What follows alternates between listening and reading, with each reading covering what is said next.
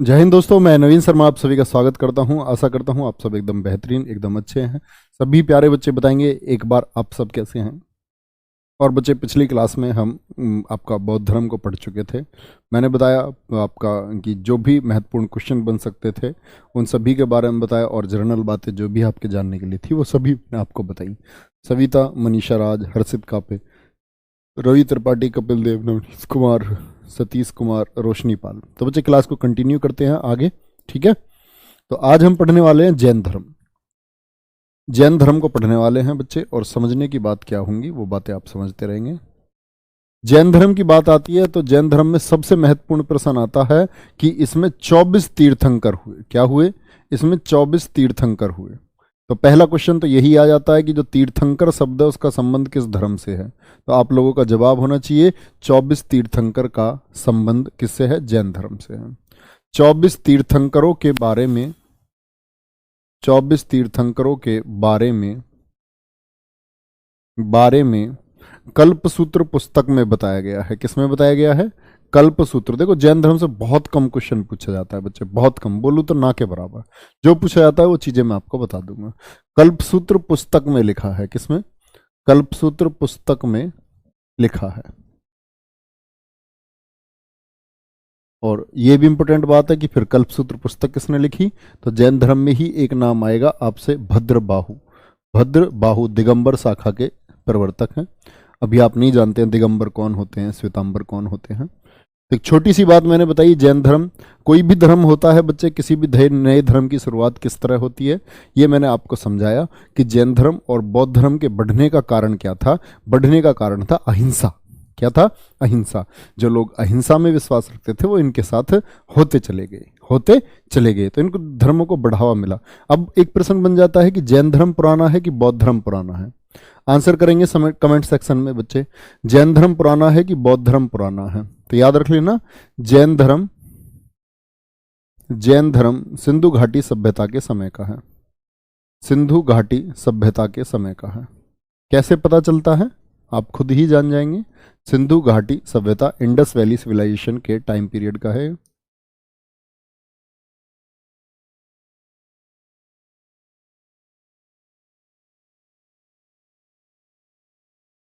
अब ये कैसे बात हुई भैया? देखो, 24 तीर्थंकर हुए।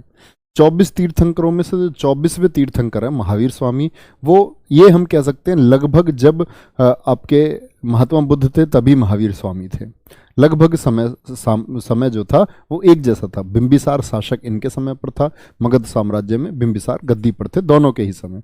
दोनों की मुलाकात भी हुई है, महावीर स्वामी और महात्मा बुद्ध की, तो वो भी मगध में ही हुई है। दोनों एक समय के थे। तो ये 24वें तीर्थंकर है महावीर स्वामी। तो इनसे पहले 23 तीर्थंकर और हुए थे। अब 23 तीर्थंकर में भाई आदमी कम से कम 50 साल तो जीता ही है। 50-60 साल तो जिया होंगे, नहीं जिए होंगे, औसत आयु। तो 50 साल से लगा लो। अब तुम 23 व्यक्तियों की उम्र 50, फिर उससे पहले 50, उससे पहले 50, तो हो गया ना सिंधु घाटी सभ्यता के समकालीन। बात समझ रहे हैं? मेरी बात समझ रहे हैं इतनी जो मैं आपको बता रहा हूं कि सिंधु घाटी सभ्यता के समकालीन कैसे था? तो थम्स अप करेंगे इस बात पर एक बार। Very good. गलत बता रहे हैं आप, राम शरण शर्मा, उसमें तो बौद्ध धर्म है। बिल्कुल ठीक बात है, मैं गलत बता रहा हूं, कोई दिक्कत नहीं है। मैं आपको लॉजिक दे रहा हूं, राम शरण शर्मा जी ने आपको लॉजिक नहीं दिया होगा कि वो लॉजिक कैसे है। समझ रहे हैं आप इस बात को? भाई बौद्ध धर्म की शुरुआत तो महात्मा बुद्ध ने की। महात्मा बुद्ध से पहले बौद्ध धर्म का कोई नाम ही नहीं था। लेकिन जैन धर्म के वास्तविक संस्थापक कहा जाता है महावीर स्वामी को। वास्तविक है, लेकिन जैन धर्म उससे पहले भी था। ऋषभ देव भी तो पहले तीर्थंकर हैं। आपने खुद क्यों नहीं सोचा? खुद मस्तिष्क क्यों नहीं लगाया है? चलो, बाकी बात समझने की अलग है। आप क्या कहते हैं, ये मुझे गलत बोलने से पहले थोड़ा सा सोचा करो। आप गलत बता रहे हैं, ऐसा भी तो हो सकता है आपने गलत पढ़ लिया हो, कुछ आप सही से ना पढ़ पाए हो, है बच्चे? ऐसा हो सकता है, तो उसको स्वीकार करो। एकदम से कमेंट सेक्शन में आकर के ऐसे मुंह मत खोला करो, है ना, कि आप गलत पढ़ा रहे हैं। प्लीज रिक्वेस्ट है मेरी। जैन धर्म सिंधु घाटी सभ्यता के समकालीन था, क्योंकि ये जो हजारों बच्चे विश्वास करता है ना, आज हम उभर करके भारत में हम उभर करके, अगर आप देखोगे ना, सबसे बड़ा विश्वसनीय चेहरा हम ऑनलाइन प्लेटफॉर्म पर बने हैं। इसका कारण ऐसा नहीं है गलत कंटेंट के साथ हम कभी नहीं पहुंच पाते। इसका सिर्फ एक बात है कि आप बच्चे विश्वास करते हैं तो हम उसके लिए मेहनत करते हैं। आपकी रिसर्च से कहीं ज़्यादा रिसर्च हमारी होती होगी, ये बात आपको स्वीकार करनी होगी। ठीक है, चलो भाई। जैन धर्म सिंधु घाटी सभ्यता के समकालीन था। भैया जी इस बात में कोई दिक्कत? तो सारे के सारे धर्म, जैन धर्म, बौद्ध धर्म में एक चीज कॉमन है कि अहिंसा को मानते हैं। तो पहले तीर्थंकर कौन थे? मैं हमेशा 3 तीर्थंकर आपको बताता हूं। पहले तीर्थंकर कौन थे भैया जी? पहले तीर्थंकर थे आपके ऋषभ देव। कौन थे? ऋषभ देव थे। ऋषभ देव, ठीक है, पहले तीर्थंकर हुए ऋषभ देव। अब यहां इंपॉर्टेंट बात है, इनकी 2 शिक्षाएं हैं, एक तो अहिंसा, अहिंसा और अपरिग्रह। अहिंसा और अपरिग्रह, कितनी शिक्षाएं हैं? सिर्फ 2 शिक्षाएं हैं, अहिंसा और अपरिग्रह, ठीक है, सिर्फ 2 शिक्षाएं दी इन्होंने। अपरिग्रह क्या होता है? अहिंसा मतलब हिंसा नहीं करनी है, और मतलब हत्या वगैरह किसी की नहीं करनी है, किसी को नुकसान नहीं पहुंचाना है। अपरिग्रह का मतलब होता है धन का संचय नहीं करना। इन्होंने बोला 2 शिक्षाओं को अपनाओ और आपका काम ठीक चल जाएगा। जैन धर्म में एक चीज पूछी जाती है आपकी, इनका प्रतीक चिन्ह क्या था? हर किसी का एक प्रतीक चिन्ह है, हर तीर्थंकर का एक प्रतीक चिन्ह, और इनका प्रतीक चिन्ह था सांड। क्या बोलेंगे? सांड बोलो, बैल बोलो, या भैया जी इसको वृषभ भी बोलते हैं संस्कृत में, आप कह सकते हैं, ठीक है, वृषभ भी कह सकते हैं, है ना? यहां तक कोई दिक्कत है? अब यहां इंपॉर्टेंट बात आती है कि ऋषभ देव जो है इनका प्रतीक चिन्ह हो गया, इनके उपनाम क्या क्या थे? इनके उपनाम क्या क्या हैं? उपनाम थे इनके केशरिया देव और आदिनाथ। अब देखो, केशरिया देव, क्या कहीं आप एक चीज और सोचे, रामशरण शर्मा जी के ऊपर आप थोड़ा सा विचार करें, केसरिया देव और आदिनाथ। भाई ऋग्वेद तो पहले लिखा गया, ऋग्वेद में तो बौद्ध धर्म में कहीं नहीं बताया गया, लेकिन ऋग्वेद में केसरिया देव जी का वर्णन मिलता है, आदिनाथ का वर्णन ऋग्वेद में भी मिलता है। बात समझ रहे? क्या बोलेंगे? ऋग्वेद में भी वर्णन मिलता है केसरिया देव जी का। तो ये इंपोर्टेंट क्वेश्चन पूछा गया है आयोग द्वारा, कौन से तीर्थंकर हैं जिनका वर्णन ऋग्वेद में मिलता है? तो अब बताओ कौन पुराना ऋग्वेद में वर्णन मिलता है? आप बच्चे, रामशरण शर्मा बहुत बड़े इतिहासकार हैं, आप उनसे तुलना नहीं कर सकते मेरी, है ना? तो क्यों नहीं कर सकते? क्योंकि उनके कहने का कॉन्सेप्ट कुछ होगा, वो कह सही रहे होंगे, लेकिन आप उसे सही तरीके से नहीं समझ पाए होंगे कि वो क्या कह रहे हैं। चलो भी आगे, यहां तक की बात समझ पाए हैं? यहां तक की बात को समझ पाए हैं बच्चे? क्या बोलेंगे? उपनाम केसरिया देव हो गया, और ऋषभ देव के 2 पुत्र थे। क्या थे? इनके 2 पुत्र थे, 2 पुत्र हुए हैं इनके, 2 पुत्र कौन कौन से थे? भरत। तो ये जैन लोग क्या कहते हैं कि जो भारत का नाम है ना, भारत का नाम इन्हीं के पुत्र भरत के नाम पर पड़ा है, जो कि गलत है। पड़ा किसके नाम पर है? दुष्यंत के पुत्र भरत के नाम पर, है ना? भरत, और एक थे इनके पुत्र दूसरे, क्या नाम था? महाबली। महाबली, इन्हीं महाबली को हम बोलते हैं बाहुबली। साउथ वाले बाहुबली मत समझना, बाहुबली, ठीक है, बाहुबली। और आज भारत में सबसे ऊंची, अगर हम बात करते हैं कि सबसे ऊंची प्रतिमा किसकी है, सबसे ऊंची आपके बच्चे मूर्ति किसकी है, सबसे ऊंची आप जैसे बात करते हैं तो हम क्या बोलते हैं? Statue of unity. Statue of unity बोलते हैं, किसकी है? सरदार वल्लभ भाई पटेल जी की। कितनी ऊंचाई है उसकी बताएंगे सभी लोग? तो उससे पहले भारत का, एक समय जीएस का प्रश्न हुआ करता था, भारत की सबसे ऊंची मूर्ति किसकी है? तो वो होती थी बाहुबली की मूर्ति। किसकी? बाहुबली की मूर्ति। तो ये बाहुबली की जो मूर्ति है, बाहुबली की जो प्रतिमा है, मूर्ति है, कहाँ स्थित है?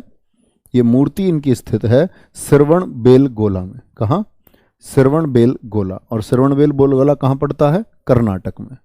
तो कई बार पूछा गया है कि बाहुबली की मूर्ति का निर्माण किसने करवाया था?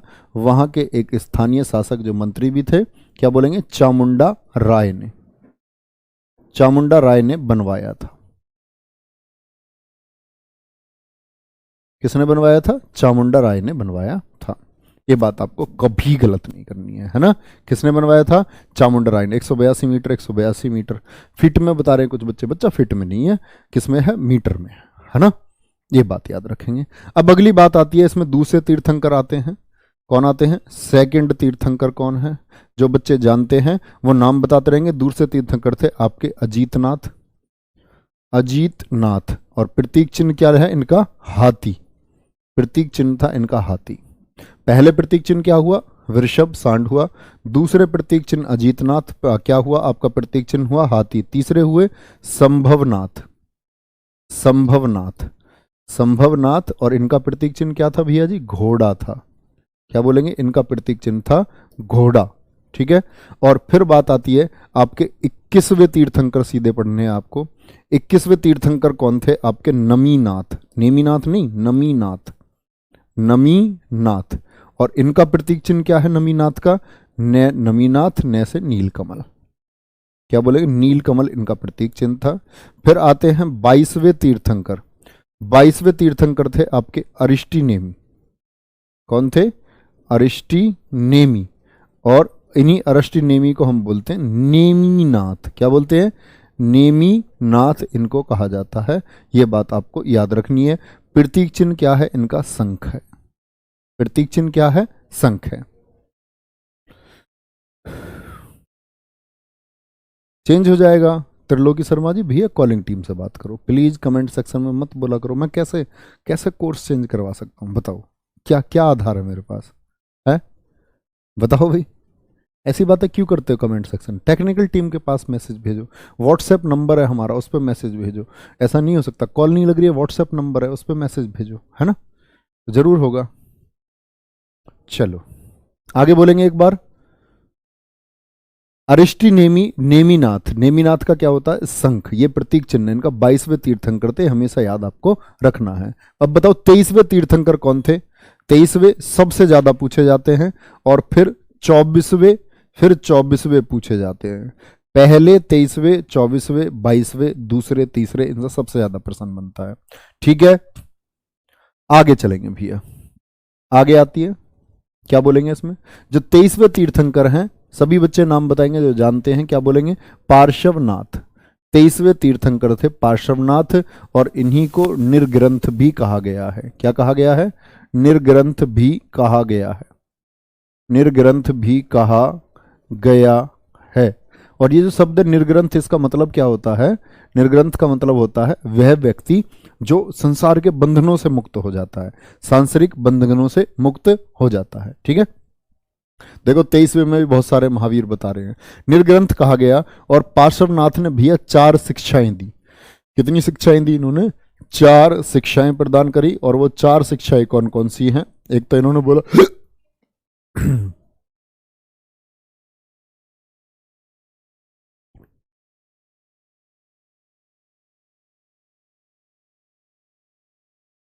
एक तो इन्होंने बोला सत्य बोलो। ठीक है, सत्य के साथ इन्होंने बोला अहिंसा मत करो। क्या मत करो? अहिंसा मत करो। तीसरा इन्होंने बोला असत्य। असत्य का मतलब होता है चोरी नहीं करनी चाहिए। क्या बोला इन्होंने? चोरी न करना। कई एग्जाम्स में पूछा गया है अस्तेय का क्या अर्थ होता है। अस्तेय का जैन धर्म में अस्तेय का क्या अर्थ है? चोरी न करना। ठीक है, और फिर बात आती है चौथा चौथा बोला इन्होंने अपरिग्रह। अपरिग्रह का क्या मतलब है? अभी बताया मैंने आपको, बोलो कमेंट सेक्शन में बच्चे, अपरिग्रह का क्या अर्थ बताया मैंने आपको? धन संचय न करना, धन का इकट्ठा न करना, धन को संचित नहीं करना चाहिए, धन न संचय करना। तो ये क्या है? ये अपरिग्रह है। अपरिग्रह, ये किसकी शिक्षाएं थी? ये सारी 4 शिक्षाएं दी पार्श्वनाथ ने। ठीक है, फिर आते हैं 24वें तीर्थंकर। और 24वें तीर्थंकर कौन थे? 24वें थे महावीर स्वामी। महावीर स्वामी, महावीर स्वामी जी के बारे में ही क्यों पढ़ते हैं हम? क्योंकि जैन धर्म को ऊंचाइयों पर पहुंचाने वाले व्यक्ति कौन है? वो आपके महावीर स्वामी है। और इनको कहा जाता है वास्तविक संस्थापक। क्या कहा जाता है इनको? वास्तविक, क्या बोलते हैं इनको? जैन धर्म का वास्तविक संस्थापक किसको कहा जाता है? वास्तविक संस्थापक से क्या मतलब होता है भैया जी? वास्तविक संस्थापक से मतलब होता है जो प्रचार प्रसार, बहुत सारे फॉलोअर्स जिसने जोड़े हों, है ना, बहुत सारे लोगों को अपनी विचारधारा से प्रभावित जिसने किया हो, अपनी थॉट्स से किसको अफेक्ट कर दिया। तो ये कौन थे? ये थे महावीर स्वामी। क्या बोलेंगे? मोनिका सांगवान कह रही हैं आपकी टेक्निकल टीम। बच्चे जरूर रिप्लाई तब करेंगे अगर जेन्युइन डाउट होगा। मैं खुद मॉनिटरिंग करता हूं, और भी टीम है जो व्हाट्सएप की मॉनिटरिंग करती है। ऐसा कभी नहीं होता कि जेन्युइन डाउट का रिप्लाई ना हो। उसकी रिप्लाई ना करने के लिए भी एक टीम है, वो देखती है कि रिप्लाई कर रहे हैं नहीं कर रहे हैं, क्योंकि हमारा व्हाट्सएप बेस्ड ही प्रोग्राम है। अगर रिप्लाई नहीं होगा तो काम नहीं चलेगा। लेकिन मान के चलो बेवजह का डाउट है तो उस पर क्या रिप्लाई कोई कर सकता है? ऐसा तो वो बच्चे भी पागल हो जाएंगे, आप ही की तरह तो है ना? तो जब कभी भी अगर ऐसी बात होगी कि जो जरूरी चीज है कोई बच्चे की, तो उसको मान के चलो आप कह रहे हैं मेरा ऐप नहीं चल रहा है जी, ऐसे ही 100-200 मैसेज और है, मेरा ऐप नहीं चल रहा है, तो वो ये देखेंगे ना ऐप क्यों नहीं चल रहा है, वो पर्सनल आपको कांटेक्ट नहीं करेंगे ना आपको बताएंगे, वो ऐप को ठीक करेंगे, तो फिर आप सबकी परेशानी एकदम से खत्म हो जाएगी। तो वो ओवरऑल देखते हैं किसकी क्या प्रॉब्लम है। आप कहेंगे मेरा लॉगिन नहीं हो रहा, 10-20 बच्चों के मैसेज और है लॉगिन, तो आपको स्पेशली मैसेज थोड़ी लिखेंगे, सोचो आप थोड़ा सा, इतने समझदार तो आप हैं ही, है ना। और बच्चे जो ऐप का इशू हुआ है ना, ये ऐप हम आप जानते हैं ऐप हमारा चला गया था, और मैंने आपको ये भी बताया था उधर आपका छुट्टियां होती हैं 25 दिसंबर से 1 जनवरी तक, तो अभी वो लोगों ने आज फुल वर्किंग डे उनका आज से हुआ था, तो काम किया उन्होंने, और तो आज ही ऐप वापस आ गया है, तो अब ऐप के सारे इशू भी ठीक हो जाएंगे, ऐप था ही नहीं तो इशू कैसे ठीक होते, है ना। चलो चलो आगे, अब क्लास पे ध्यान दे दो, इधर उधर व्हाट्सएप मैसेज टेक्निकल टीम इसकी बात क्लास में ना करेगा कोई भी, और अगर नवीन इनके बारे में कोई बात करता है तो उस बच्चे को कमेंट सेक्शन से गायब कर दो, है ना। क्लास पे आ जाएंगे वापस, क्लास पे फोकस करेंगे, मैंने बता दिया सारी चीजें ठीक हो जाएंगी, अब कोई मतलब नहीं बनता है। तो 24वें तीर्थंकर थे महावीर स्वामी, और ये वास्तविक संस्थापक थे, कौन थे, वास्तविक संस्थापक थे, और इनको जाना जाता है कि ये तो चार चार चार शिक्षाएं किसने दी थी, महावीर स्वामी से पहले पार्श्वनाथ ने दे दी, तो इन्होंने 5वीं शिक्षा दी थी, 5वां व्रत जिसको बोलते हैं, 5वां व्रत का नाम था ब्रह्मचर्य, क्या नाम था, ब्रह्मचर्य नाम था। तो ये कई बार पूछा गया है कि महावीर स्वामी ने कौन सा व्रत जोड़ा था या कौन सी शिक्षा जोड़ी थी, इन्होंने बोला था ब्रह्मचर्य के बारे में कि ब्रह्मचर्य का पालन करना चाहिए। तो 4 शिक्षाओं में से ये 5वीं शिक्षा किसने जोड़ी, महावीर स्वामी ने, और 5वां व्रत कौन सा है, वो ब्रह्मचर्य है। इसका आंसर करेंगे, क्या होगा, 5वां क्या है, बहुत बढ़िया क्या बोलेंगे, 5वां है आपका ब्रह्मचर्य। अब महावीर स्वामी जी के बारे में बात आती है बच्चे, तो इनका प्रतीक चिन्ह क्या है, इनका प्रतीक चिन्ह है शेर या सिंह, आप कह सकते हैं, इनका प्रतीक क्या है, शेर, शेर या सिंह इनका प्रतीक है, कोई दिक्कत इतनी बात में, शेर या सिंह इन्हीं का प्रतीक है। अब इनकी जन्म के ऊपर बच्चे 2 तिथियों पर विवाद होता है, जन्म और मृत्यु को लेकर के, ठीक है। तो इनका जन्म जो बताया जाता है, एक तो है 540 में ये पैदा हुए, और 468 बीसी में ये एक्सपायर हो गए, मर गए, है ना। तो एक तो ये हो गया 72 साल का पीरियड, और एक टाइम इनका बताया जाता है कि 599 में पैदा हुए, 599 बीसी में, और 527 बीसी में ये मर गए। भैया जी 2 क्यों माने जाते हैं, देखो मैक्सिमम तो ये माना जाता है, एग्जाम की दृष्टि से आपको भी यही लिख के आना है, लेकिन जो कल्प सूत्र है ना, इस पे बहुत सारे विद्वानों ने विभेद किया है। कल्प सूत्र जो भद्रबाहु ने लिखा उसमें बताया गया है ये वाला, तो कई जगह आपको ये देखने को मिलता है, लेकिन एग्जाम में क्या लिख के आए भैया, तो एग्जाम में 540 से 468, ठीक है, ये कभी भी आपको गलत नहीं करना है। अब बात आती है इनका जो जन्म हुआ था, ये जन्म हुआ था इनका वैशाली कुंडग्राम में, वैशाली जो हमने महाजनपदों में पढ़ा था, जन्म कहाँ हुआ था इनका, कुंडग्राम वैशाली में हुआ था, ठीक है, क्या बोलेंगे, कुंडग्राम वैशाली में इनका जन्म हुआ है। और अगर इनकी मृत्यु की बात करते हैं तो मृत्यु कहाँ हुई है, ये हुई है पावापुरी पटना। अच्छा, मैंने महापरिनिर्वाण पढ़ाया था आपको कि महात्मा बुद्ध और महावीर स्वामी जी को महापरिनिर्वाण यानी एक जगह ही इनको मोक्ष प्राप्त हुआ, एक जगह ही ये मरे, कौन सा महाजनपद था जरा बताओ कमेंट सेक्शन में। पावापुरी पटना में पड़ता है, यहां क्या हो गई, इनकी मृत्यु हो गई, ठीक है, ये बात आपको याद रखना है। और इनकी मृत्यु जिस दिन हुई उस दिन कौन सा त्योहार था, दीपावली के दिन इनकी मृत्यु हुई थी, दीपावली के दिन, किस दिन, दीपावली के दिन हुए थे, ये बात आपको याद रखनी है। अब इनके फैमिली ट्री के बारे में जान लेते हैं, इनके पिता कौन है, माता कौन है। तो इनके पिता नोट करना भैया, पिता कौन थे, किसके, महावीर स्वामी जी के पिता जो हैं, इनका नाम है सिद्धार्थ, क्या नाम है, सिद्धार्थ, या ऐसे भी बोल सकते हैं वर्धमान के पिता, किसके पिता, वर्धमान के पिता। तो वर्धमान कौन है, इनके बचपन का नाम है, क्या बोलोगे, पिता सिद्धार्थ थे, और माता कौन है, इनकी माता थी त्रिशला, क्या बोलेंगे, माता का नाम है त्रिशला।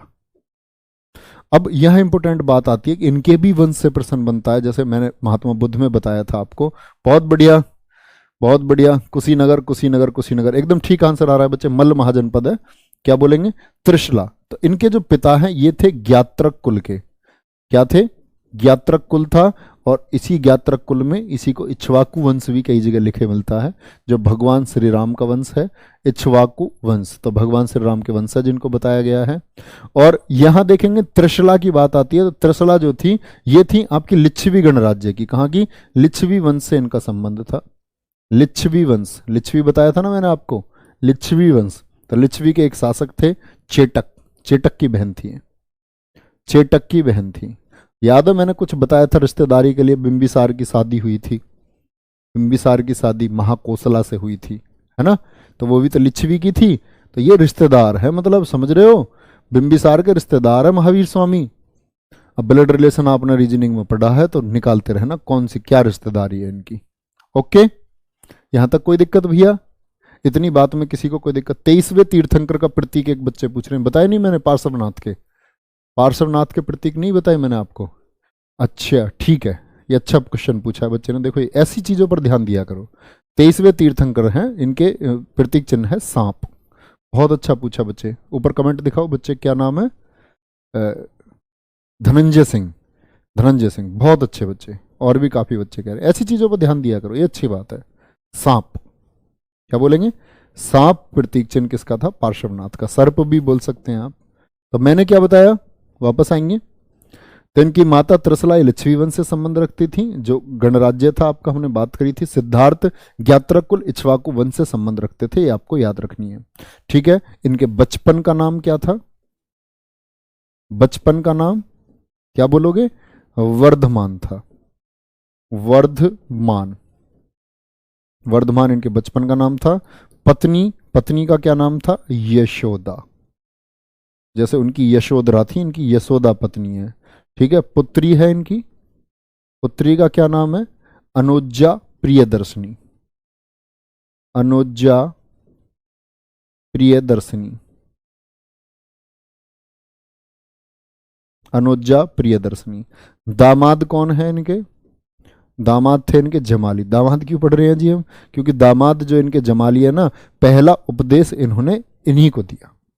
याद रख लेना, महावीर स्वामी जी ने अपना पहला उपदेश जनता को तो दिया था राजगृह में, मगध की जो राजधानी थी। लेकिन अगर बात करते हैं पहला उपदेश किस व्यक्ति को दिया, सबसे पहले शिक्षा, स्थान की बात न करके आदमी की बात करें तो पहला उपदेश इन्हें ही दिया, इन्हें ही दिया। इंपॉर्टेंट बात है, किस भाषा में दिया था इनको पहला उपदेश? देखो जैन धर्म की भाषा तो प्राकृत है, जैसे बौद्ध धर्म की पाली है, लेकिन जो इनको पहला उपदेश दिया था, पहला उपदेश दिया था अर्धमागधी में। किसमें? अर्धमागधी में। तो कभी कंफ्यूज मत होना, ये पूछा जाता है जैन धर्म की शुरुआती भाषा क्या थी? प्राकृत बाद में आई, पहले थी अर्धमागधी भाषा में आया था इनका जितना भी संकलन हुआ, स्पीच दी या जो भी उपदेश इन्होंने दिया। तो बोलेंगे कौन सी भाषा थी पहले? अर्धमागधी भाषा, ठीक है। सुरु जी बुद्ध की स्टोरी स्टोरी टाइप बना देते। बेटा मैं स्टोरी बनाने के लिए नहीं हूं, जो जहां स्टोरी होंगी वहां मैं आपको अपने आप बताऊंगा, है ना। अब मैं इसका महावीर स्वामी का इतना बड़ा किस्सा 4 दिन तक सुनाता रहूं, भागवत कथा के लिए नहीं है बच्चे, हम कॉम्पिटिटिव एग्जाम की तैयारी कर रहे हैं, है ना। आएंगे मध्यकालीन इतिहास में, लड़ाइयों की बारियां आएंगी, तब वहां कहानियां होंगी। ये कहानियां ऐसी हैं कि मैं इनकी शिक्षाओं की बात करने लगूंगा तो तुम क्लास से भाग जाओगे, समझ रहे हो। तो ये वो शिक्षा है जिनका ना तो एग्जाम से कोई मतलब है, और आप में से शायद 100 में से 2 बच्चे ही उन शिक्षाओं को समझ पाओगे। तो इनकी कहानी के बारे में क्यों बात कर रहे हो और क्यों बताते हो कि ऐसे पढ़ाना चाहिए, है? कह रहा जी स्टोरी टाइप बता देते। स्टोरी जो स्टोरी होती है वो मैं आपको अपने आप ही सुना देता हूँ। कहानी, ये कहानी तो है। मैं आपको एक बात बताऊँ, आपकी कहानी मैं कैसे सुनाऊंगा? सोचो आप अपनी कहानी कैसे सुनाओ? ऐसे तो बताओ मेरा जन्म यहाँ हुआ था, मेरा स्कूल यहाँ से हुई है, स्कूलिंग 10वीं यहाँ से हुई, 12वीं यहाँ से हुई, मैं उसके पीछे साइकिल लेके जाता था, ठीक है। बात बनी नहीं कुछ भी, तो साइकिल थी तो सब बात बनी नहीं, मोटरसाइकिल वालों की बात बन गई। ऐसी तो स्टोरी सुनाओगे? और क्या बताओगे स्टोरी में? चलो चलो भाई चलो, कमेंट सेक्शन को ऑफ कर देना, इसको ऑफ कर दो कमेंट सेक्शन को। एक काम करो, कमेंट सेक्शन ऑफ मत करो, इनको लिखने दो, ये वाली स्क्रीन घुमा दो। जो बच्चे अच्छे हैं वो पढ़ते रहेंगे अपना आप। तुम नजर रखना, कोई वैसा हो अभद्र तो उसको ब्लॉक कर देना, है ना। तो क्या बोलेंगे? दामाद इनके जमाली थे और पहला उपदेश इन्हें ही दिया गया। क्या बोलेंगे? पहला उपदेश इन्हें ही दिया, पहला उपदेश इन्हें ही दिया। तो सबसे इंपॉर्टेंट बात है कि क्या दिया गया? पहला उपदेश अर्धमागधी भाषा में दिया गया था। किसमें? अर्धमागधी भाषा में दिया गया। अब इंपॉर्टेंट बात है, जैन धर्म की जो भाषा है, याद रख लेना, जो इनकी भाषा थी, जैन धर्म की भाषा, नोट कर लेना, बाद में प्राकृत हो गई थी। भाषा बाद में प्राकृत हो गई थी, ये बात यहीं से रिलेट कर पाएंगे आप, प्राकृत हो गई थी। तो आपसे कभी भी पूछा जाए जैन धर्म की भाषा थी, ऑप्शन में अर्धमागधी भी हो और प्राकृत भी हो तो प्राकृत चुनना, लेकिन पूछे सबसे शुरुआत में कौन सी थी, तब ही अर्धमागधी आपको चुनना होगा, ये बात याद रख लेना। पहले शिष्य आपके जमाली हो गए क्योंकि इनको सबसे पहले उपदेश इन्होंने दिया। तो महावीर स्वामी का भैया जन्म हो जाता है, कोई बात नहीं। तो ये 30 वर्ष की अवस्था में गए थे, 30 वर्ष की अवस्था में, 30 वर्ष की अवस्था में अपने भाई नंदीवर्धन की अनुमति लेकर, अपने भाई नंदीवर्धन की अनुमति लेकर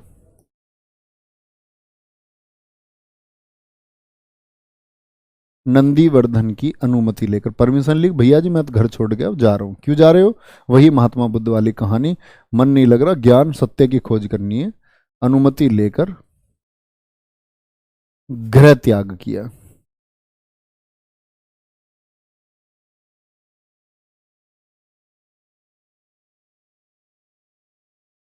तो नंदीवर्धन की अनुमति लेकर अपने घर को चले जाते हैं। तो एक बात बताओ, उस कमेंट सेक्शन में सभी लोग अपने दिमाग में प्रश्न लेकर, कमेंट सेक्शन का तो मतलब नहीं है कोई, तो मुझे बताओ कि महात्मा बुद्ध ने कितने वर्षों तक तपस्या की थी। तो इन्होंने क्या किया, अपने भाई नंदीवर्धन की अनुमति लेकर के चले गए और पहले 6 वर्ष, पहले 6 वर्ष इनके मित्र बने एक, पहले 6 वर्ष अपने मित्र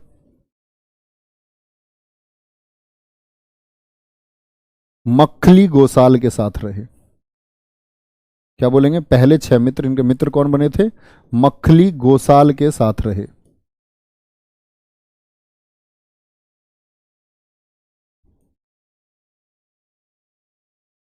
6 वर्ष किसके साथ थे? मखली गोसाल। अब ये मखली गोसाल कौन है? पहले दोनों की समझ एक जैसी थी, पहले अहिंसा में विश्वास रखते थे और साथ में ये आस्तिकता और नास्तिकता की बात करते थे, इनके ऊपर इनका एक ही कॉन्सेप्ट था। लेकिन फिर आजीवक संप्रदाय आया, आजीवक संप्रदाय जिसके प्रतिपादक कौन है? मखली गोसाल। इन्होंने किसकी स्थापना की थी? आजीवक संप्रदाय। तो आजीवक संप्रदाय की शिक्षाएं अलग हैं, ठीक है, लेकिन महावीर स्वामी ने आप आजीवक संप्रदाय को अपनाने से मना कर दिया। उन्होंने बोला नहीं, मैं इसकी शिक्षाओं से सहमत नहीं हूं। आजीवक संप्रदाय के जो प्रतिपादक हैं वो कौन है? मखली गोसाल हैं। कई बार एग्जाम्स में क्वेश्चन पूछा जाता है। अब जब इन्होंने बच्चे तपस्या अपनी शुरू की, तपस्या शुरू की तो लिखना 12 वर्ष तपस्या की, 12 वर्ष तप किया। जैसे महात्मा बुद्ध ने 6 वर्ष किया था, इन्होंने जो तप किया था वो किया था आपका कितना? 12 वर्ष। और 12 वर्षों में महत्वपूर्ण बात है कि 6 वर्ष तो इनके साथ ही थे। अब इन 12 वर्ष को बांट के दिखाता हूं मैं। 12 वर्ष में पहला वर्ष जो है, पहला वर्ष, जब ये पहले वर्ष रुके कि भाई पहले वर्ष मुझे अब तपस्या कर लेनी चाहिए 1 साल तक, तो 1 साल तक जो इन्होंने तपस्या की अपनी, क्या बोलेंगे? अगले 1 साल तक। तो इस बात को आप याद रख लेना। पहले थे ये पहले वर्ष अशोक के वृक्ष के नीचे, अशोक वृक्ष था आपका, और नदी थी आपकी कौन सी? स्वर्ण बालुका नदी। स्वर्ण बालुका नदी बिहार में, स्वर्ण बालुका नदी। पहले 12 महीने ये यहाँ थे पहले वर्ष, लेकिन इनका मन नहीं लगा यहाँ, बोले यार यहाँ तो कुछ ठीक सा माहौल नहीं है। तो इसके बाद के अपने अंतिम 11 वर्ष और 6.5 महीने थे, जिनको हम 11 वर्ष बोल देते हैं, अंतिम 11 वर्ष। दरअसल में उचित समय है 11 वर्ष और 6.5 माह। तो 12.5 साल की इनकी तपस्या थी दरअसल में, जिसको हम 12 वर्ष कहते हैं। तो अंतिम 11.5 वर्ष ये रहे कौन से वृक्ष के नीचे? साल वृक्ष के नीचे, साल वृक्ष के नीचे रहे। और यहां साल वृक्ष के नीचे यहां नदी बहती है, रिजु पालिका, रिजु पालिका नदी, रिजु पालिका नदी बहती है वहीं बिहार में। तो यहां इस रिजु पालिका नदी पर इनको क्या प्राप्त हुआ है? यहां प्राप्त हुआ था इनको ज्ञान, ज्ञान प्राप्ति हुई, ठीक है, ये बात कभी मत भूलना, ज्ञान प्राप्ति हुई। जैसे कि महात्मा बुद्ध के बारे में मैंने आपको बताया था कि उनको जो ज्ञान प्राप्त हुआ वो हुआ था संपत्ति ग्राम में। ऐसे ही इनके गांव का नाम था झिझिक ग्राम, झिझिक ग्राम था वो। कौन सा गांव था? झिझिक ग्राम, जिसको कई जगह जरंभिक ग्राम भी लिखा मिलता है, एक ही बात है, उससे कभी कंफ्यूज मत होना, जरंभिक ग्राम, ठीक है। तो जरंभिक ग्राम या झिझिक ग्राम जिसको हम बोलते हैं, यहां इनको ज्ञान प्राप्त हुआ। किस नदी के किनारे? ऋजुपालिका नदी के किनारे। किस वृक्ष के किनारे? साल वृक्ष के किनारे ज्ञान प्राप्त हुआ था। तो ज्ञान प्राप्त हो गया। इसी तरह इन्होंने अपना ज्ञान प्राप्ति के बाद जो पहला उपदेश दिया, प्यारे बच्चे, जो इन्होंने पहला उपदेश दिया था, अपना पहला उपदेश मैंने बताया, सबसे पहले तो पहला उपदेश तो दे दिया उन्होंने किसको? जमाली व्यक्ति को। लेकिन स्थान की बात आती है जहां लोगों को संबोधित किया। पहला उपदेश राजगृह में दिया था। कहां? पहला उपदेश ज्ञान प्राप्ति के बाद इन्होंने राजगृह में दिया। क्या बोलेंगे? पहला उपदेश कहां है? राजगृह में। बच्चे यहां संपूर्ण ज्ञान प्राप्त नहीं हुआ, यहां क्या प्राप्त हुआ? आपका शुरुआत थी उनकी, संपूर्ण ज्ञान वहां जाकर के प्राप्त हुआ है उनको। संपूर्ण ज्ञान कहां प्राप्त हुआ? संपूर्ण ज्ञान ऋजुपालिका नदी के तट पर प्राप्त हुआ। तो अब यहां बात आएगी, यहां से कौन कौन से पॉइंट निकल के आते हैं। तो जब इनको ज्ञान प्राप्त हुआ तो इनके कुछ उपनाम है। क्या है? इनके कुछ उपनाम है। कहा जाता है कि इनको ज्ञान प्राप्ति पर इनके कुछ उपनाम रखे गए। जैसे ज्ञान प्राप्ति के बाद, यही नोट करना, ज्ञान प्राप्ति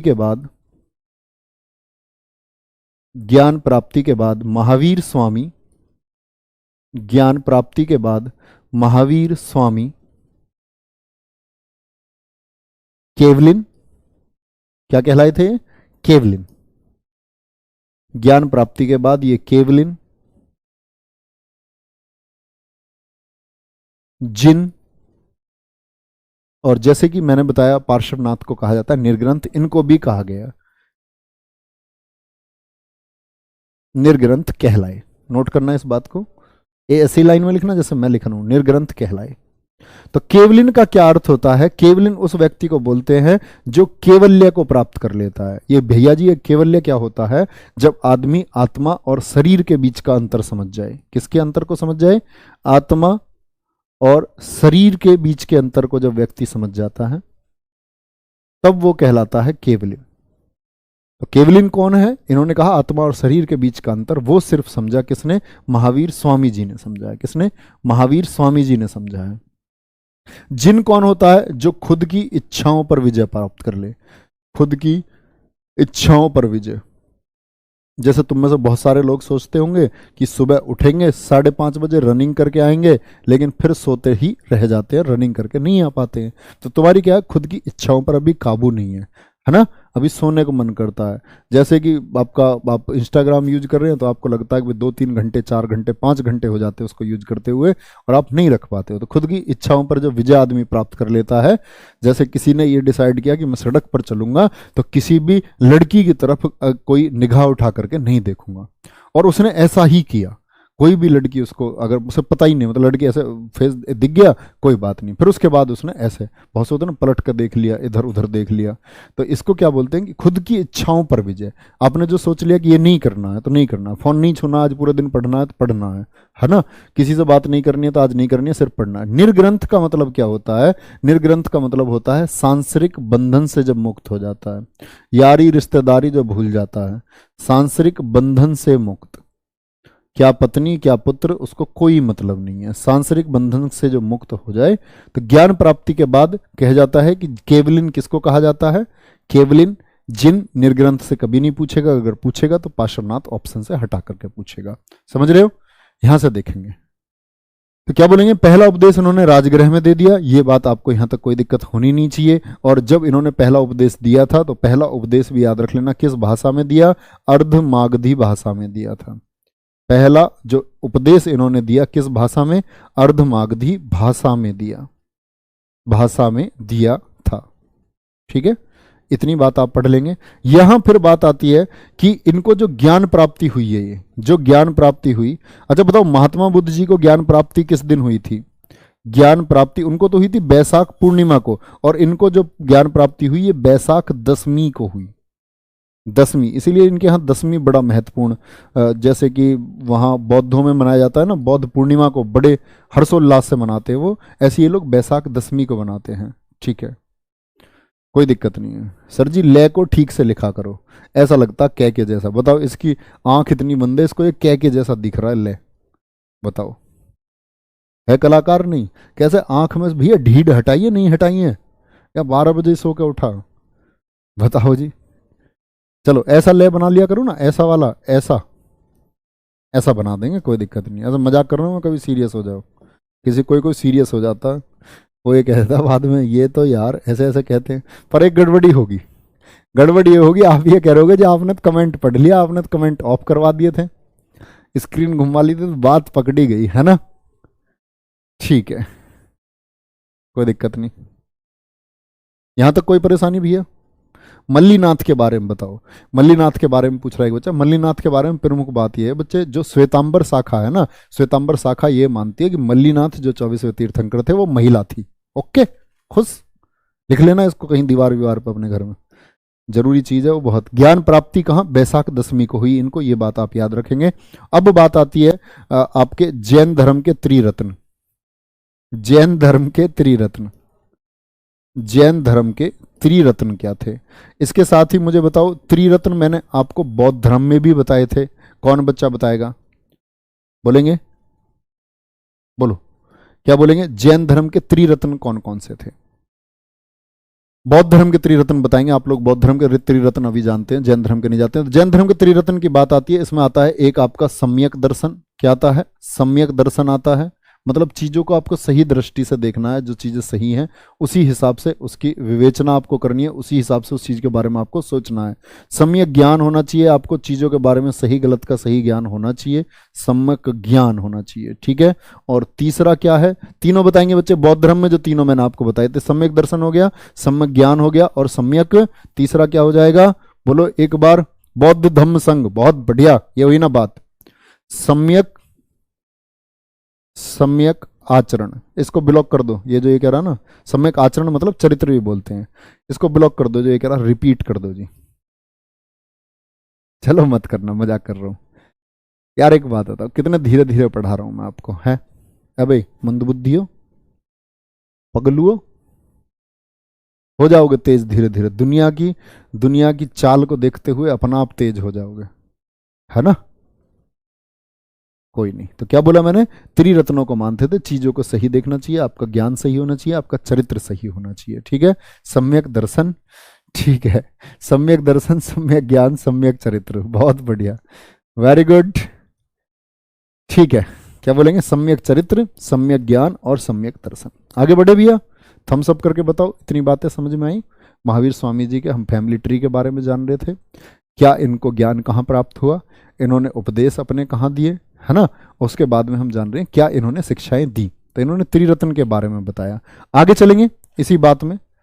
तो ऐसे जैसे मैंने बताई थी बौद्ध संगतियां हुई, ऐसे ही आपकी जैन मीटिंग्स हुई, जैन संगतियां हुई, जो किस चीज के लिए हुई? वो जैन धर्म के लिए हुई। किसके लिए? जैन धर्म के लिए हुई। कितनी संगति हुई? बौद्ध में हुई थी 4, यहां कितनी हुई? 2। तो पहली हुई थी 300 बीसी में, कब? 300 ईसा पूर्व में, और दूसरी हुई 512 एडी एनो डोमिनी, ये ईसवी में हुई थी। पहली कहाँ हुई थी? पाटलिपुत्र में, बिहार, पाटलिपुत्र।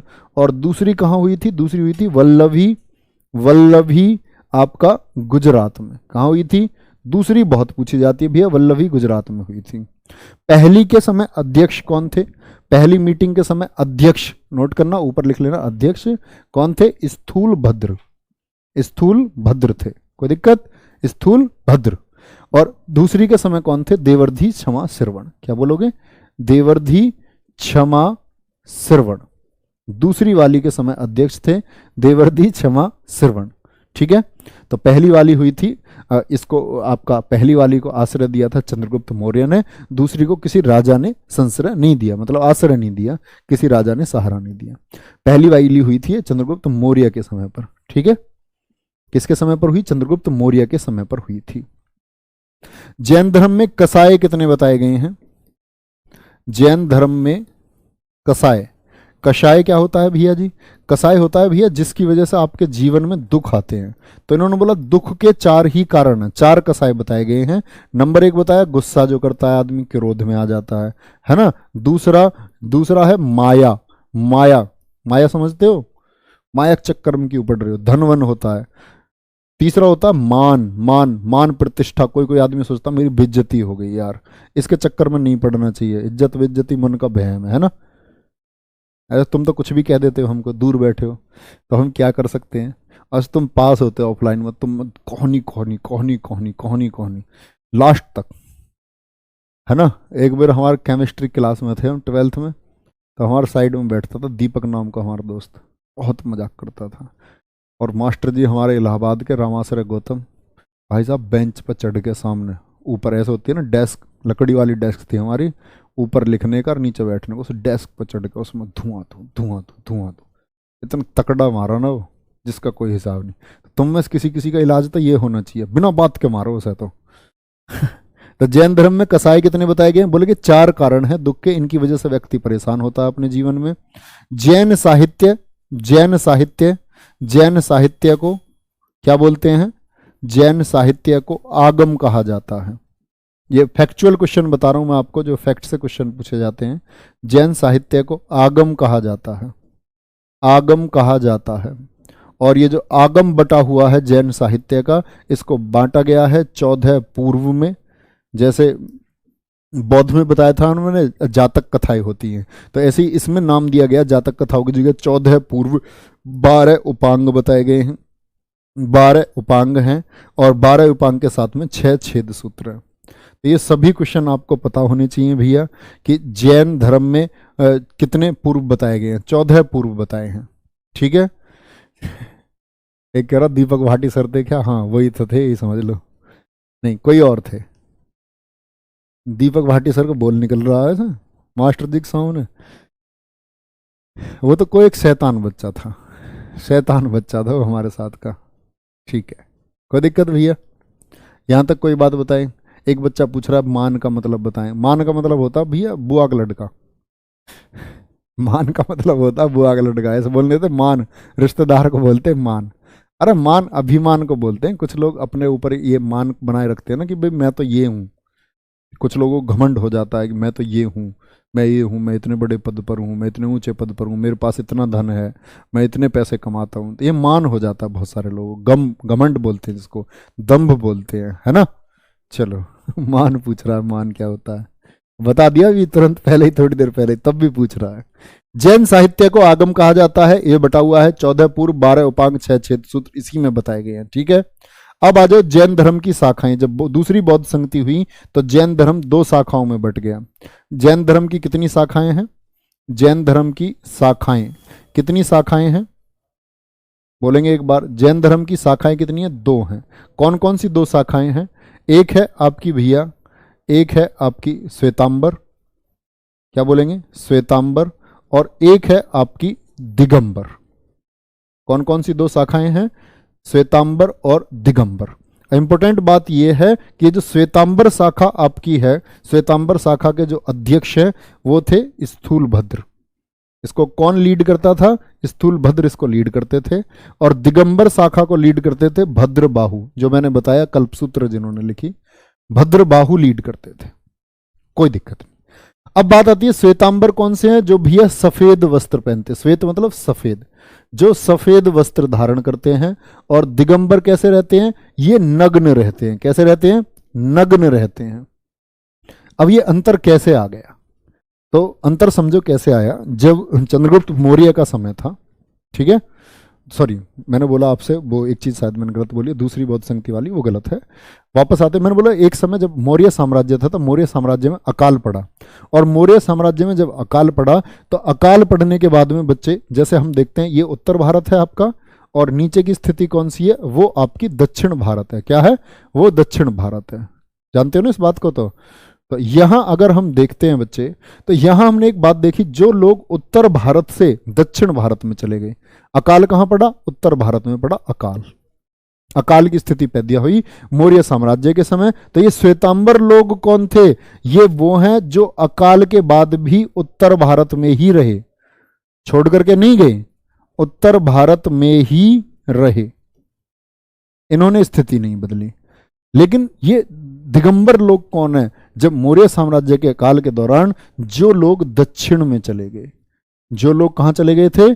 जो लोग दक्षिण में चले गए थे, दक्षिण भारत में चले गए, दक्षिण भारत में चले गए। और कौन लोग इनका नेतृत्व कौन कर रहा था? ये था भद्रबाहु की भाई चलो। तो इस तरह चलता रहा। यही एक फैक्ट और आता है बच्चे, याद रख लेना। एक नाम आता है व्यक्ति का, सुहस्तिन। कौन है? सुहस्तिन। सुहस्तिन वो व्यक्ति है तो वो श्वेतांबर शाखा का था, सुहस्तिन, सै से श्वेतांबर, सै से सुहस्तिन। तो ये सुहस्तिन जो आदमी है ये दक्षिण में गया था। भाई सुहस्तिन कौन सी शाखा का है? श्वेतांबर का। तो यहां रहता होगा उत्तर में, लेकिन ये इसके बावजूद दक्षिण में गया और दक्षिण में लोगों को बताया श्वेतांबर शाखा के बारे में। भाई दक्षिण में दिगंबर थे सब, तो दक्षिण में लिखना, दक्षिण में श्वेतांबर शाखा का प्रचार किसने किया था? श्वेतांबर शाखा का प्रचार किसने किया? श्वेतांबर शाखा का प्रचार किसने किया? ये बात आपको पता होनी चाहिए, ठीक है। तो किसने किया था प्रचार? सुहस्तिन ने किया था। कोई दिक्कत भाई यहां तक? यहां तक प्यारे बच्चों कोई दिक्कत? अब बात आती है जैन धर्म के बच्चे, बताऊं थोड़ी शांति रखो, अभी बताएंगे थोड़ी देर में। तो दरअसल में क्या है, ये इनकी शाखाएं हो गई बच्चे। शाखाओं से क्वेश्चन पूछे जाते हैं। श्वेतांबर शाखा के प्रमुख कौन थे? दिगंबर शाखा के प्रमुख कौन थे? तो ये इंपॉर्टेंट बातें हैं। अब आती है बात जैन संघ की। किसकी? जैन संघ की। तो जैन संघ के अध्यक्ष महावीर स्वामी खुद बने थे। तो जब वो जैन संघ के अध्यक्ष बने थे, जैन संघ में नोट करना, जैन संघ में 11 गणधर थे। कितने गणधर थे? 11 गणधर थे। और 11 गणधर मतलब ये महावीर स्वामी जी के प्रमुख व्यक्तियों में से थे, खास आदमी थे। उनके हर शाखा दे रखी थी भाई कि शिक्षाओं को आप जैन धर्म की को आगे पहुंचाओ, तो इन शिक्षाओं को आगे पहुंचाने का काम करते थे। और 11 गणधरों में से जैसे महावीर स्वामी की मृत्यु हुई तो 9 तब तक ये टपक लिए थे, है ना। 9 इनमें से भी 9 लोगों की मृत्यु हो गई थी। तो इनमें से 2 बचे थे, आपके 2 गणधर बाद में बचे थे। तो यह इंपॉर्टेंट है कि जब महावीर स्वामी की मृत्यु हुई तो जैन संघ के अध्यक्ष कौन थे? महावीर स्वामी की मृत्यु, महावीर स्वामी की मृत्यु के समय अध्यक्ष कौन थे? जैन संघ के अध्यक्ष कौन थे? तो अध्यक्ष कौन थे आपके? इंद्रभूति थे। क्या बोलेंगे? इंद्रभूति। और इंद्रभूति के बाद में, ये तो समय थे लेकिन तुरंत ही ये बदले गए। मीटिंग हुई और उस मीटिंग में ये तय हुआ कि अब अगले अध्यक्ष जो होंगे, अगले अध्यक्ष सुधर्मन होंगे। अगले अध्यक्ष कौन बने थे आपके जैन संघ के? वो थे सुधर्मन, सुधर्मन। ठीक है बच्चा। और इसके बाद बात आती है कि क्या महिला, ये तो पुरुष संघ हुआ, महिला भिक्षुणी संघ भी था। हाँ, जैन धर्म में भिक्षुणियों को भी अनुमति मिली थी, तो जैन भिक्षुणी संघ भी था। याद रख, जैन भिक्षुणी संघ की अध्यक्ष, भिक्षुणी होता है भिक्षुक का स्त्रीलिंग, जो भिक्षा मांगकर काम कर चलाएं। जैन भिक्षुणी संघ की जो अध्यक्षा थी, वो अध्यक्षा कौन थी भैया? चंदना। क्या बोलोगे?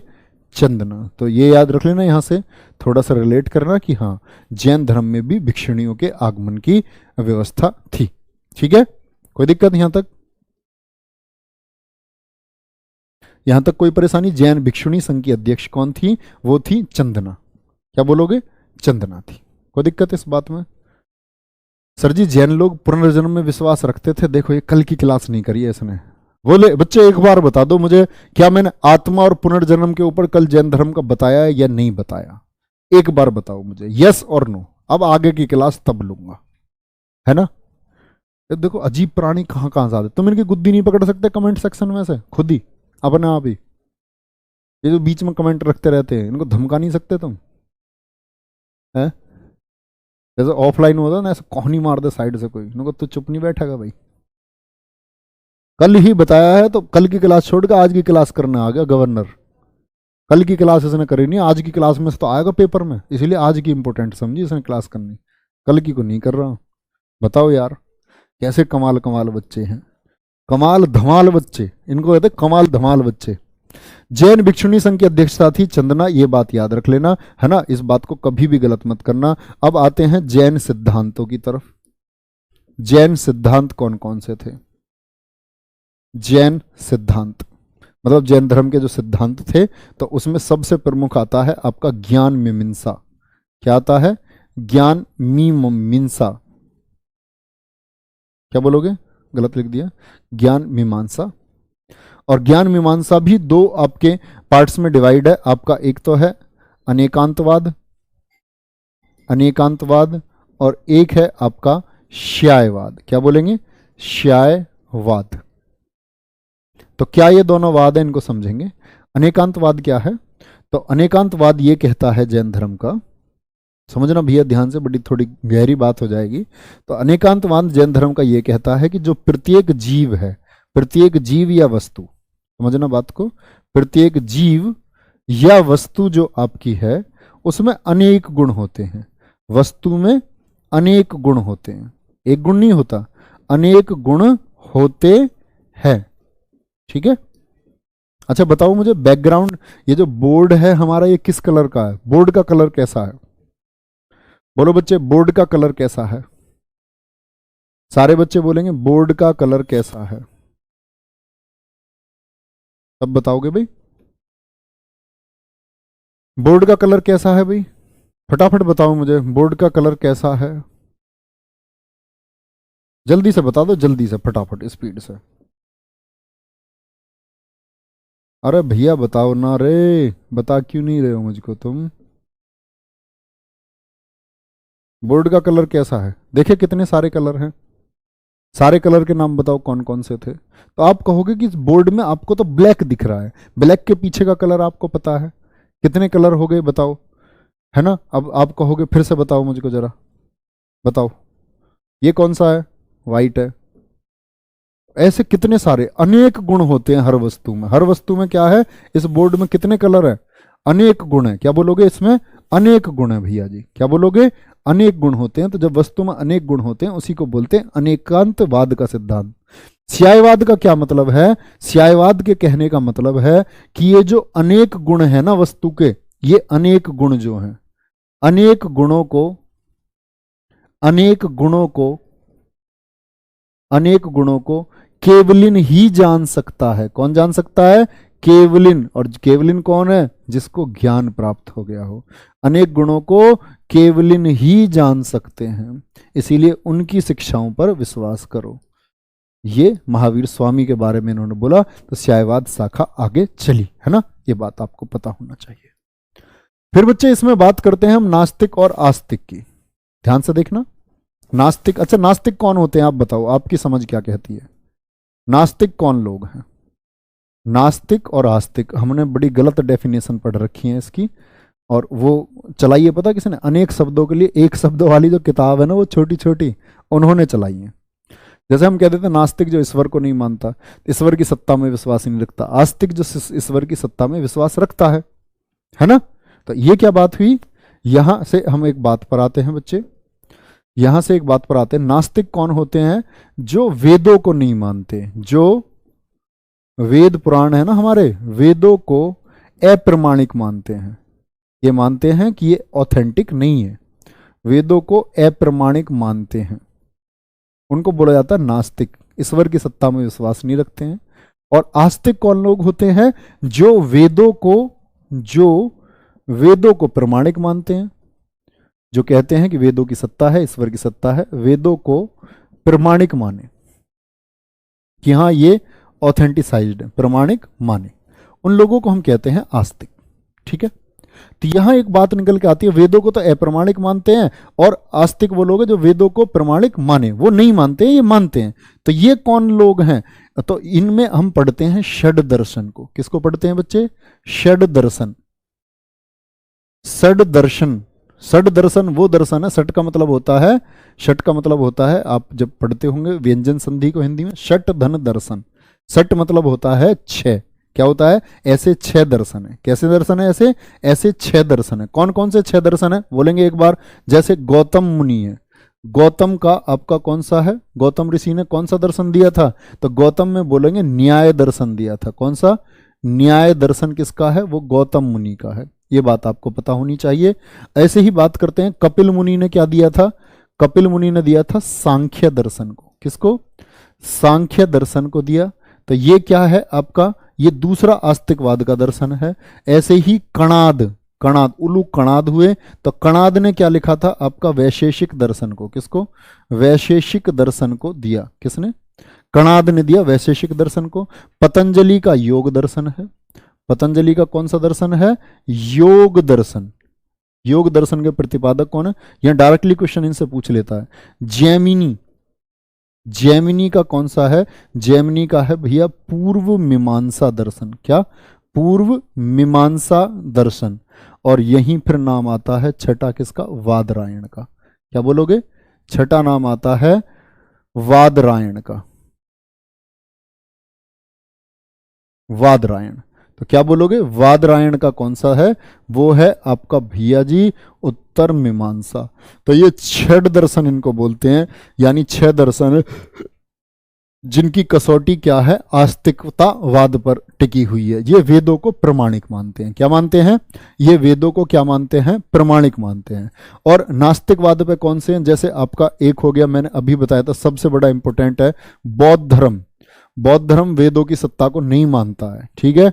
जैन धर्म वेदों की सत्ता को नहीं मानता है, जैन धर्म। आजीवक संप्रदाय वेदों की सत्ता को नहीं मानता है, ठीक है। आजीवक संप्रदाय ये वेदों की सत्ता को मानता है, नहीं मानता? नहीं मानता है। तो ये सभी लोग हैं, ठीक है। कोई दिक्कत इस बात पे? Very good. तो ये बात आपको पता होनी चाहिए बच्चे। अब आते हैं, देखो इतिहास में हम शासकों के बारे में तो पढ़ते ही रहेंगे। इतिहास में जब कोई शासक आएगा, मान के चलो मैं अशोक बताऊंगा, तो मैं बताऊंगा ना अशोक ने बौद्ध धर्म का प्रचार किया था, तो आप अपने आप ही जान जाएंगे। फिर भी हम नोट करते हैं थोड़ा सा, तो यहां लिखना बच्चे, बौद्ध धर्म को और जैन धर्म को मानने वाले शासक। बौद्ध धर्म शासक लिख रहा हूं, और जो ऐसे शासक जो जैन धर्म के प्रचार प्रसार के लिए उन्होंने काम किया, बहुत काम किया, ठीक है। और जैन धर्म, कुछ शासक आप इतिहास में इस बात को जानोगे कि पहले वो बौद्ध थे, बाद में कुछ ने जैन धर्म को अपना लिया। कुछ ऐसे होंगे जो जैन थे, बाद में बौद्ध धर्म को अपना लिया। लेकिन बेसिकली क्वेश्चन जो यहां से बनता है वो बात बता रहा हूं मैं आपको। बौद्ध धर्म में एक याद है, के बापू जी। क्या बोलते हैं इसको? के बापू। क्या बोलोगे? के बापू जी। मेरे साथ बोलो एक बार, के बापू जी।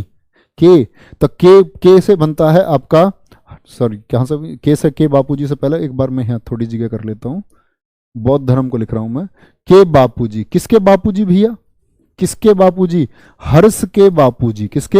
हर्ष के बापूजी। तो हर्षवर्धन हो गया इसमें। क्या बोलोगे? हर्षवर्धन हो गया, ठीक है। के फोर कौन हो जाएगा इसमें? आपका कनिष्क हो जाएगा, चौथी बौद्ध संगति के समय था कनिष्क। बी फोर कौन है? आपका बिंबिसार है, बिंबिसार है, बौद्ध धर्म को मानता था, ठीक है। बाद में जैन धर्म के लिए भी काम करेगा, इतिहास में जानोगे आप। ए फोर आपका अशोक हो गया भैया। क्या बोलेंगे? ए फोर अशोक हो गया। पी फोर है आपका प्रसेनजीत। क्या बोलेंगे? प्रसेनजीत है। P four Prasenjit. You four Udayan. Udayan Jain धर्म को भी स्वीकार करेगा, है ना। और जी फोर है पालवंश का गोपाल। पालवंश का गोपाल। जी फोर पालवंश का गोपाल। कोई दिक्कत? बहुत बढ़िया। एक बच्चा देखो बहुत अच्छा क्वेश्चन पूछ रहा है, महावीर स्वामी जी ने क्या नारा दिया था? जियो और जीने दो का नारा दिया था। महावीर स्वामी जी ने क्या दिया था? जियो और जीने दो का नारा दिया था, ठीक है। बच्चा इसमें कनिष्क का नाम अंग्रेजी में कनिष्क ही है। बहुत अच्छी अंग्रेजी नहीं है मेरी, कभी तुम सोच रहे हो मेरी बहुत अच्छी इंग्लिश है। सब कुछ इंग्लिश में तो मैं चाह के भी नहीं बता सकता, है ना।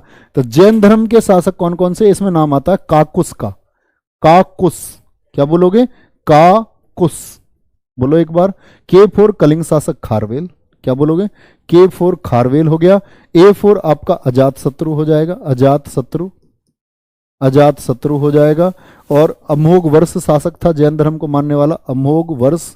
सी फोर चंद्रगुप्त मौर्य, बहुत इंपॉर्टेंट है। चंद्रगुप्त मौर्य किस धर्म को मानता था? चंद्रगुप्त मौर्य। तो सी फोर बोलेंगे किसको? ये मानता था जैन धर्म को। यू फोर उदयन, देखो बाद में इधर आ जाएगा। एस फोर संप्रीति, सम्राट अशोक का पोता। सम्राट अशोक का पोता, ठीक है। तो भैया पीडीएफ को वो दे देना मुझे एक बार, पेन ड्राइव। बहुत बढ़िया।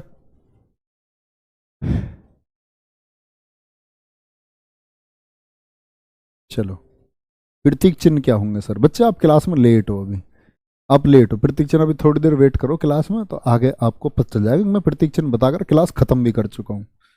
आपकी क्लास शायद लेट चल रही है। ये कट करो।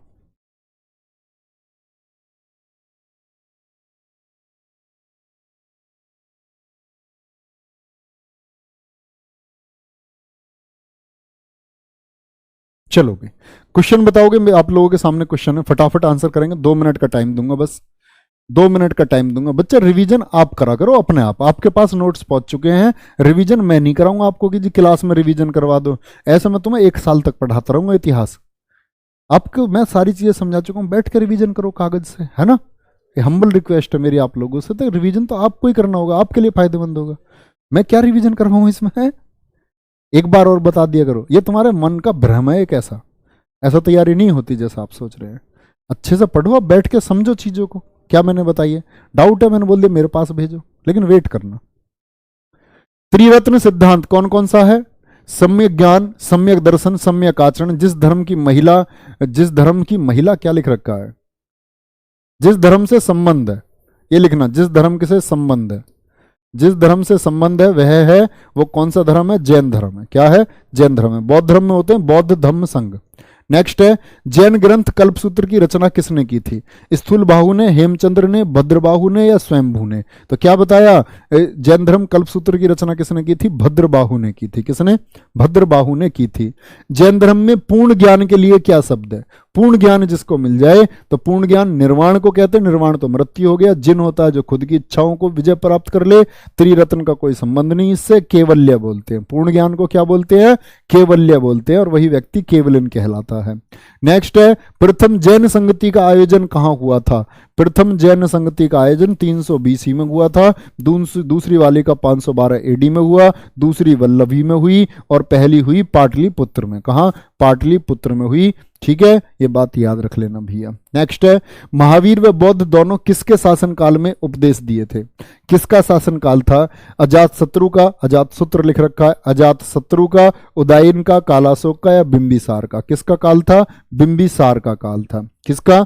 बिंबिसार का काल था। जैन तीर्थंकर पार्श्वनाथ द्वारा प्रतिपादित 4 महाव्रतों में से महावीर स्वामी ने 5वें महाव्रत के रूप में क्या जोड़ा? 5वां क्या जोड़ा? और याद रख लेना, ये नियम 5 नियम पुरुषों के लिए थे। क्या महिलाओं के लिए भी नियम थे?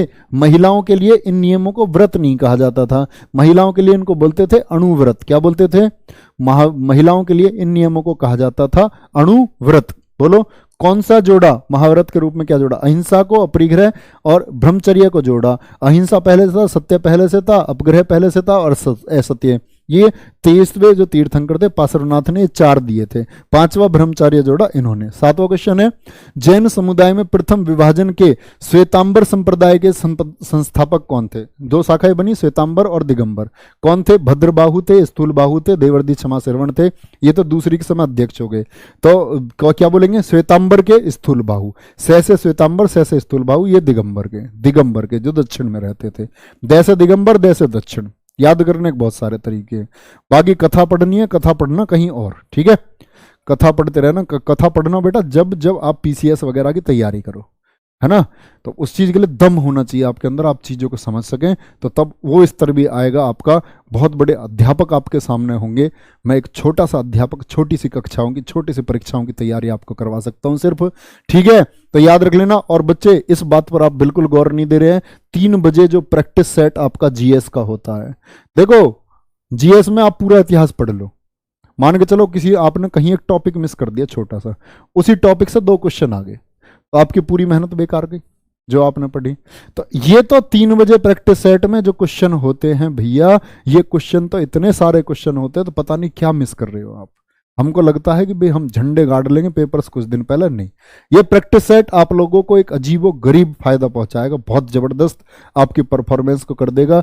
इसको बच्चे जुड़ना सीखो। 3 बजे जीएस के प्रैक्टिस सेट से यूट्यूब पर जुड़ना सीखो, हर बच्चा जुड़ना सीखो। ओके, ठीक है, बाय बाय, टेक केयर, जय हिंद, जय भारत। अपना ख्याल रखें, अच्छे से पढ़ते रहें। इस बात और लाइव है, गए तो नहीं बच्चे, है ना। एक विशेष बात और है, रुक जाओ भाई सब, रुक जाओ सब, ध्यान से देखेंगे।